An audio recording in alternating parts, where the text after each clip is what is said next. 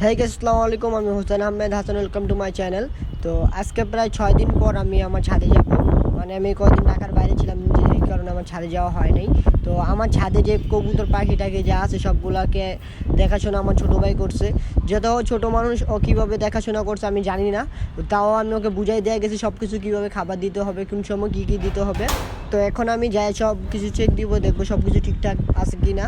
তো প্রথমে আমি আমার কবুতরগুলোকে দেখতে যাই, কারণ আমার কবুতরগুলোই আমার ভালোবাসা। তো মাশাল্লাহ এই কবুতরটা বাচ্চা ছিল, তো কবুতরটা আবার ডিম পারছে। ও আমাকে ফোন দেওয়া বলছিল, মানে আমার আম্মু ফোন দিয়ে আমাকে ফোন দেওয়া বলছে, ভাইয়া ডিম পারছে কবুতরগুলা। তো আমি কইছি আইটা পাতিলা দিয়ে দিতে। তো এই জোড়াটাও ডিম পারছে, এই জোড়াটা ডিম পারছে। আমি থাকা অবশ্যই এই জোড়াটা ডিম পারছে। তো এই জোড়া ডিমটা ফুটবে রিসেন্টলি কিছুদিনের ভিতরে, আর ওরা বাচ্চা ফুটাইছে মাশাল্লাহ। আমি যখন ছিলাম তখন কবুতর ডিম ছিল, তো আইসা দেখি বাচ্চা ফুটাইছে। তো ওরাও ডিম পারছে মাশাল্লাহ। আমার সব কবুতরেরই অনেক ভালো আপডেট হয়েছে, তো দেখলাম। তো আমার ছোটো ভাই খুব সুন্দরভাবে দেখাশোনা করে রাখছে আমার কবুতরগুলোকে, মানে আমার থেকে অনেক ভালো দেখাশোনা করছে সবগুলো কবুতর। এই যে জোড়াটারও বাচ্চা ছিল, বাচ্চা সরাই দিতে বলছিলাম, সরাই দিছে, এখন আবার ডিম পারছে। তো মাশাল্লাহ সব কিছু আলহামদুলিল্লাহ খুব ভালো আছে। তো আমার ছোটো ভাই আমার থেকে ভালো টেক কেয়ার করছে। তো বাচ্চা টাচ্চা যা আছে সবগুলো এই দাপ্পির ভিতরে না থুয়ে দিতে বলছি, কারণ দাপ্পির ভিতরে এর আগেই 4টা বাচ্চা ছিল, আর নতুন আরও 2টা বাচ্চা অ্যাড হয়েছে। আরও কয়েকটা বাচ্চা আছে ভিতরে, এগুলো অ্যাড হবে। তো দাপ্পিটা রিসেন্টলি কিছু দিনের ভিতরে আরও কিছু কবুতর আনা হবে দাপ্পির ভিতরে। দাপ্পিটা একটা নতুন করে সেট আপ দেওয়া হবে দাপ্পির ভিতরে। তো মাশাল্লাহ এই দাপ্পির ভিতরে আমার কোনো অতিথি বা কারো কবুতর নেই, সব আমার নিজের ঘরের বাচ্চা কবুতর আছে। কবুতরের কিছুই হয় না, কবুতর অনেক ভালো আপডেট হয়েছে। মানে আমি আমার ছোটো ভাইয়ের কাছে দেওয়া গেছিলাম কবুতরগুলোকে দেখাশোনা করার জন্য। তো এখন আমি আমার মাছের কাছে যাব, দেখবো মাছগুলো বাচ্চা আছে নাকি মরে গেছে, নাকি আরও অনেক ভালো ভালো আপডেট হয়েছে। এই কয়দিন ধরে কি একটা রোদ পড়ছে, আপনারা তো সবাই জানেন বাংলাদেশের অবস্থা কীরকম। তো অনেক গরম। তো আমার মাছের পুকুরের পানিটা খুব কমে গেছে, মানে অনেক শুকিয়ে গেছে। মনে হয় মেবি পানি দেয় নাই, কারণ আমি ওকে বলি নাই যে এটা আমারই দোষ। তখন আমি আমার মাছকে খাবার দিব, খাবার দিয়ে দেখবো সব মাছগুলো ঠিকঠাক আছে কিনা।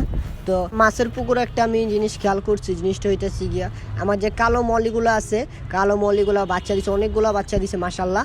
তো কালো মলিগুলো ফার্স্ট টাইম বাচ্চা দিছে, এর আগে কোনো দিন বাচ্চা দেয় নাই। তো আমি সিলেট যাওয়ার পর আমার ছোটো ভাই ঠিকঠাক মতোই সব কিছু করছে, জাস্ট এই জায়গার ভিতরে পানিটা দিতে আমার মন ছিল না, বাট আমি ওকে বলি নাই, এটা আমার দোষ। কিন্তু এখন এইখানে এসে দেখি আমার মাছ এটা খুব ভালো আপডেট হয়েছে। তো আমি জানি না ক্যামেরায় ঠিক মতো দেখা যেতেছে কি না, যত পানিগুলো অনেক ময়লা, 1 সপ্তাহ ধরে যাবত পানিগুলো পরিষ্কার করা হয় না।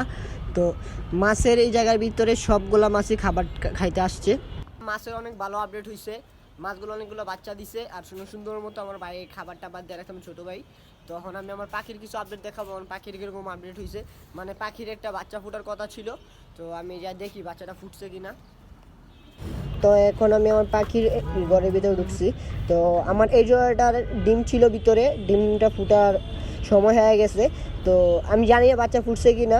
তো এখন আমি চেক দিব বাচ্চা ফুটছে কিনা, দেখি ফুটছে না কিনা।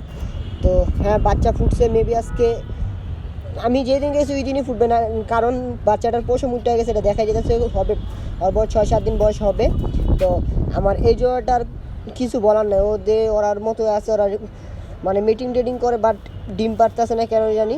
তো কী হবে আমি বলতে পারতেছি না। আর এই পাখিটার প্রচণ্ড পরিমাণ আজকে গরম পড়ছে, প্রচুর পরিমাণ গরম, এত গরম যে পাখিগুলোর অবস্থা দেখেন, এই পাখিগুলো শরীরে ডানা ছাড়া রাখছে। তো আমি আজকে দেখি পাখিগুলোকে গোসল করা দিব। তো আমার নিচের এই পাখিটাও দেখি মানে চিলাচিলি করতেছে, গরম মেবি ওরা গরমে চিলাচিলি করতেছে। তো আমি আমার পাখিগুলোকে গোসল করা দিব এখন। আর সবচেয়ে বড় ঝামেলা হয়ে গেছে, ও প্রিন্স পাখিকে গতকালকে খাবার দেয় নেই। তো প্রিন্স পাখিগুলো চিলাচিলি করতেছে, আমি এসে আগে খাবার দিছি। তো এর মধ্যে আমার খরগোশেরকে কিছু খাবার দেওয়া নেই, খরগোশগুলো দেখি লাফালাফি করতেছে। আর এত গরম পড়ছে, খরগোশগুলো বের হয় না, ঘরের ভিতরে বসে থাকে সবসময়। তো এই জায়গায় খুব তাড়াতাড়ি একটা কিছু করতে হবে, না হলে খরগোশগুলো এই জায়গায় থাকতে পারবে না। তো যারা ভাই খরগোশের বুঝেন কীভাবে খরগোশ ব্রিডিং করে, তো আমাকে একটু মানে সাজেশন করেন যেন আমি খরগোশে ব্রিডিং করতে পারি, কারণ আমি খরগোশের থেকে বাচ্চা নিতে চাইতেছি। তো এই জায়গার ভিতরে প্রচুর রোদ পড়ছে, দেখেন না, মুখের ভিতরে খাবারটা নিয়ে খরগোশ আমার ভিতরে চলে গেছে, মানে আমার টাইসন ভিতরে চলে গেছে, এনে খাবার খাই। এই জায়গাটাও পরিষ্কার করতে হবে, অনেক ময়লা হয়ে গেছে। তো এত পরিমাণ গরম পড়ছে, তো আমি আমার বাসার থেকে স্প্রে নিয়ে আসছি। তো এগুলোকে আমি আমার পাখিকে গোসল করায় দিব, কারণ পাখি এইভাবে গোসল করে না, ওদেরকে গোসল করা দিয়ে যে আমি স্প্রে করে দিয়েছি পাখিগুলোকে।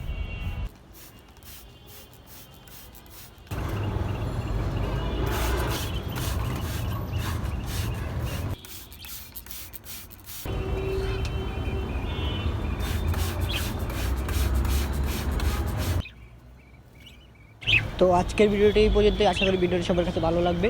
তো সবাই আমার চ্যানেলটা সাবস্ক্রাইব করে বেল আইকনটা অন করে দেবেন, যাতে নতুন নতুন ভিডিও আপলোড করার সাথে সাথে আপনার কাছে নোটিফিকেশন চলে যায়। তো সবাই ভালো থাকুন, সুস্থ থাকুন, আসসালামু আলাইকুম।